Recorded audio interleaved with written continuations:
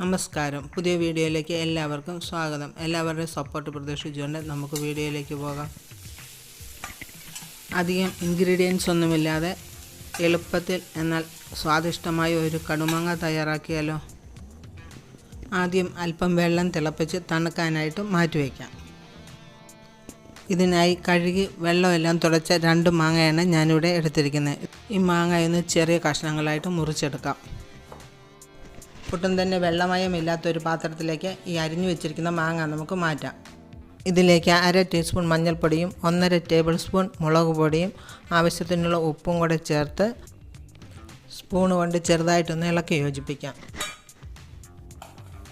അതിനുശേഷം ഈ പൊടികൾ മാങ്ങയിൽ നല്ലതുപോലെ പിടിച്ച് കിട്ടുന്നതിന് വേണ്ടി കൈകൊണ്ട് നല്ലതുപോലെ ഇളക്കി ഒന്ന് മിക്സ് ചെയ്ത് കൊടുക്കാം.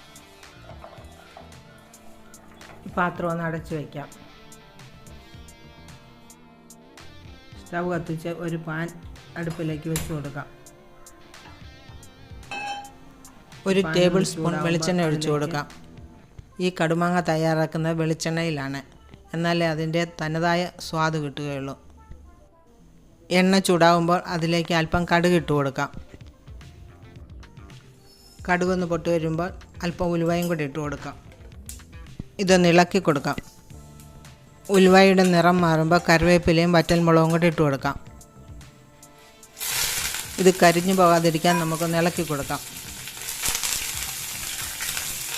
പാത്രത്തിനും എണ്ണയ്ക്കും നല്ല ചൂടായതുകൊണ്ട് നമുക്ക് സ്റ്റൗവിൽ നിന്ന് പാത്രം ഒന്ന് മാറ്റി വെക്കാം. സ്റ്റൗവിലെ തീ അണയ്ക്കുന്നില്ല.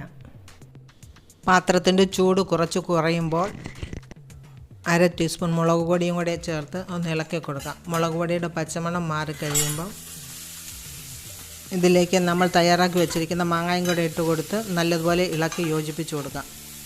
ഉടനെ തന്നെ ഉപയോഗിക്കേണ്ടതായതുകൊണ്ട് നമുക്ക് ഈ മാങ്ങ ഒന്ന് ചൂടാക്കി എടുക്കണം. അതിനായിട്ട് പാൻ കത്തിക്കൊണ്ടിരിക്കുന്ന അടുപ്പിൻ്റെ മുകളിലേക്ക് വെച്ച് മാങ്ങ ഒന്ന് ചെറുതായിട്ട് ഇളക്കി കൊടുക്കാം. ഇതിലേക്ക് നമുക്ക് 1/2 കപ്പ് ചെറു ചൂടുവെള്ളം ഒഴിച്ചു കൊടുക്കാം. ഇതൊന്ന് നല്ലതുപോലെ ഇളക്കി യോജിപ്പിച്ച് കൊടുക്കാം. മാങ്ങ വേകാനും പാടില്ല, എന്നാൽ ഇതിൻ്റെ പച്ചച്ചവ അല്പം മാറി കിട്ടുകയും വേണം. ഇതാണ് നമ്മുടെ കടുമാങ്ങയുടെ പരുവം.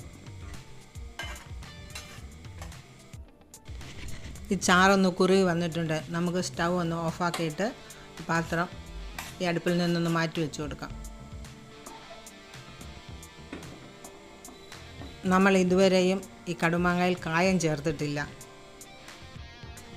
ഇതിലേക്ക് കായപ്പൊടിയാണ് ചേർത്ത് കൊടുക്കുന്നത്. ഇതിനാവശ്യമുള്ള കായപ്പൊടി ചേർത്ത് നല്ലതുപോലെ ഒന്ന് ഇളക്കി യോജിപ്പിച്ചതിന് ശേഷം നമുക്ക് വേറൊരു പാത്രത്തിലേക്ക് മാറ്റി കൊടുക്കാം.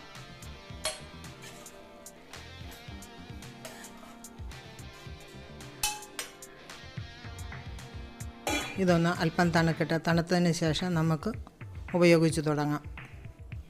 നല്ല രുചികരമായ ഒരു കടുമാങ്ങയാണ് ഇത്. ഈർപ്പം ഒട്ടും തന്നെ ഇല്ലാത്ത ഒരു ഗ്ലാസ് ബോട്ടിലാക്കി അടച്ച് ഫ്രിഡ്ജിൽ സൂക്ഷിച്ചാൽ മാസങ്ങളോളം ഈ കടുമാങ്ങ നമുക്ക് ഉപയോഗിക്കാവുന്നതാണ്.